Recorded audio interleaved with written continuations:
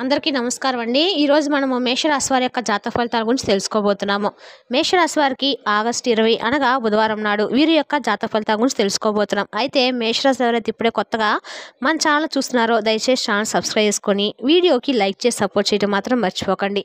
మరి వీడియోని ఎక్కడ కూడా స్క్రిప్ట్ చేయకుండా చివరి చూసినట్లయితే మీకైతే పూర్తిగా అర్థమవుతుంది. రేపటి రోజున మీ యొక్క రాశి ఫలితాల ప్రకారము మీకు ఏ విధంగా ఉండబోతుందో తప్పకుండా తెలుసుకుందాము. మరి అంతకన్నా ముందుగా ప్రతి ఒక్కరు కూడా సమస్య ఉంటూనే ఉంటుందండి. సమస్యలు ఎవరంటే ఉండరు కదా. అంటే ప్రేమ, పెళ్లి, ఉద్యోగం, వ్యాపారము, ప్రేమించి మోసపోవటము, నాగదోషము, సంతానం లేకపోవటము, భార్యాభర్తల మధ్య గొడవలు, ధనం లేకపోవటము, రాజకీయము, కోర్టు సమస్యలు, మీ మీద చెడు ప్రయోగాలు చేయటము, ఇలా ప్రతి ఒక్కరు కూడా సమస్య ఉంటూనే ఉంటుంది. అయితే ఎక్కడెక్కడికో వెళ్ళి జ్యోతిష్యం చెప్పించుకొని నిరాశ చెంది ఉంటే ఒక్కసారి మన గురువు గారిని కాంటాక్ట్ అవ్వండి.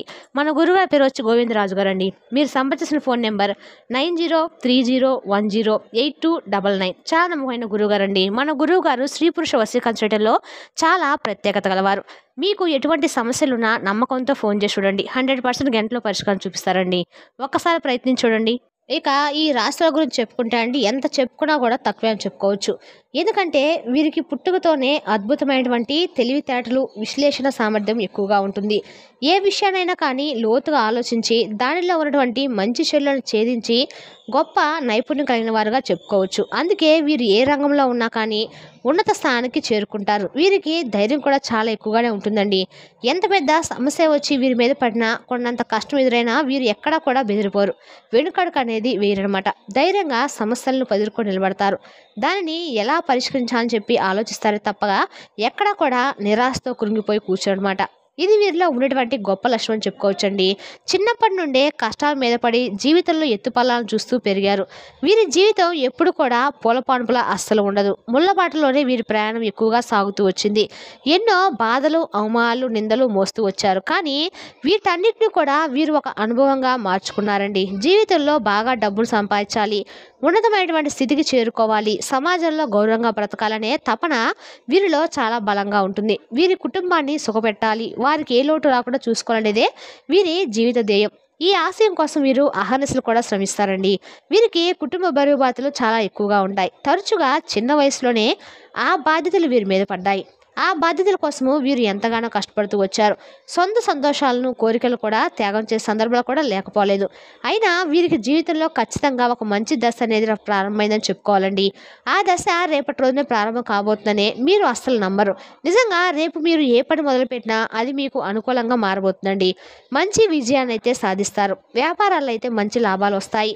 ఉద్యోగంలో ప్రశంసలు, ప్రమోషన్లు అందుకుంటారు. ఇప్పటి వరకు మీకు పనులకు ఏదైతే అడ్డుపడుతున్నటువంటి ఆటంకాలు ఉంటాయో అవి కూడా తొలగిపోతాయి. ఆర్థిక పరంగా కూడా అద్భుతంగా మీకు డబ్బు అనేది బాగా కలిసి వస్తుంది.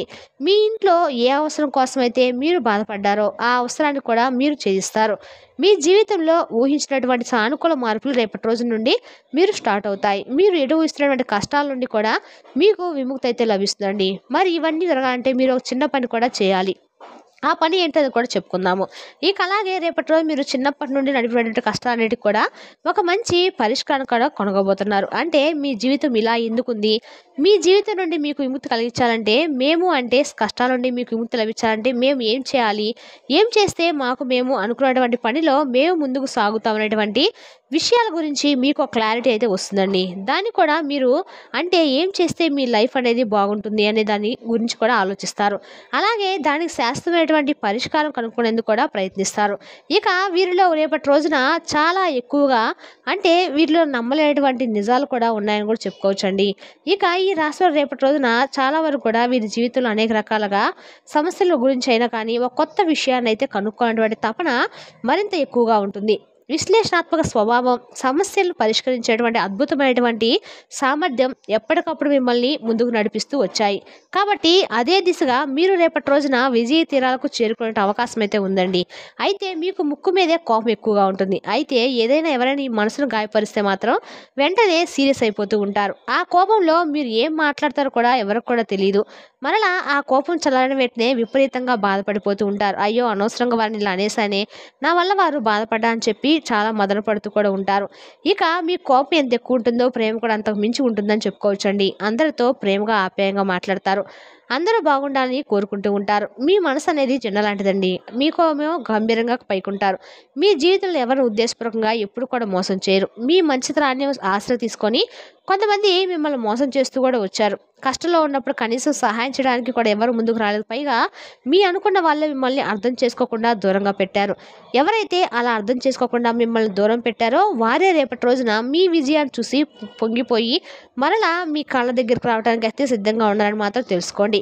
అయితే మీరు ఎంత కష్టపడినా కానీ మీ కష్టం ప్రతిఫలం అనేది మీకు ఇప్పటి వరకు కూడా రాకుండా చాలా బాధలు అయితే అనుభవించారు. అయితే మీరు బాధపడాల్సిన అవసరం అయితే ఏమీ లేదండి. చిన్న వయసు నుండి కూడా మీరు ఎక్కువ బాధ్యతలు ఎక్కువ మీద పడినప్పుడు మీ కష్టాలు అనేవి ఎలా ఉంటాయి, ఎలా వెంటాడేదే కూడా మీకు అన్నీ కూడా ఒక ఐడియాకి అయితే వచ్చేసాయి. అయితే మీకు ఏ కష్టాలు ఉన్నా కూడా ఒక భగవంతుని యొక్క అనుగ్రహం అనేది మీ పైన చాలా ఎక్కువగా కనిపించడం వల్ల మీ కష్టాలన్నీ కూడా దూరమైపోతూ ఒక్కోటిగా మిమ్మల్ని ఎంత బాధ పెట్టినా కూడా వాటంతట అవే మీ నుండి తొలగిపోవడానికి కలిగినటువంటి కారణం ఏంటంటే ఒక దైవానుగ్రహం అనేది మీరు తెలుసుకోవాలండి. ఆ దైవానుగ్రహం అనేది ఎవరో కాదండి, మీ సాక్షాత్తు ఈ శ్రావణ మాసం లక్ష్మీదేవి. మీ లక్ష్మీదేవిని మీరు ఎక్కువ ఆరాధన చేస్తే ఈ సంవత్సరంలో శ్రావణ మాసం పోయేలోపు మీ కంటకాలు కూడా అదృష్టం అనేది కలిసి వస్తుందని చెప్పుకోవచ్చు. మరి తప్పకుండా మీరు లక్ష్మీదేవికి ఆరాధన చేసుకొని మీ ఆరాధనను స్టార్ట్ చేసి చూడండి. ఈ జీవితంలో ఉన్నటువంటి సమస్యలు అన్నిటికీ కూడా ముగింపు పలికినటువంటి అవకాశం అయితే చిక్కుతుంది. అంటే మన తాతల ముత్తాతల కాలం నుండి మనకంటూ ఒక కులదేవత, మనకంటూ ఒక ఆరాధదేవత ఉంటారండి. ప్రతి ఒక్కరు కూడా వంశ సంబంధించి ఒక దేవత అనేవారు ఉంటారు. కాబట్టి రేపటి రోజున ఈ శ్రావణ మాసంలో మీకు లక్ష్మీదేవి అనుగ్రహం అనేది బాగా కలిసి వస్తుంది. శ్రావణ శుక్రవారము కాబట్టి ఇక చక్కగా మీరు శ్రావణ బుధవారం కాబట్టి రేపటి రోజు చక్కగా వినాయకుడికి పూజ చేసుకున్న తర్వాత లక్ష్మీదేవి యొక్క పూజ చేసుకోవడం వల్ల మీకు కష్టమైనటువంటి ప్రతిఫలం అనేది తప్పకుండా అందుకోవడంకో ఇలా ఇప్పటి వరకు మీరు పడినటువంటి కష్టం తినటువంటి ఫలితం అనేది మీకు లభించకపోవచ్చండి. అయితే దీని గురించి మీరు చాలాసార్లు కూడా ఆలోచించుకొని ఉండుతుంటారు.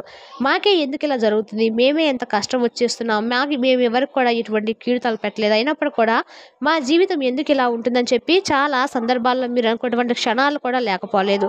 అయితే మీరు రేపటి రోజున ఖచ్చితంగా మన ఇంట్లోనే మన పెద్దవాళ్ళను అంటే ఏదైతే ఈ రేపటి రోజు అమావాస్య నాడు పితృదేవతలను కానీ మీరు పూజించడం ద్వారా మీ కష్టాల్లో ఉన్నటువంటి ప్రతిఫలం అనేది తప్పకుండా రేపటి రోజున మీ జీవితంలో అయితే జరుగుతుందని చెప్పుకోవచ్చు.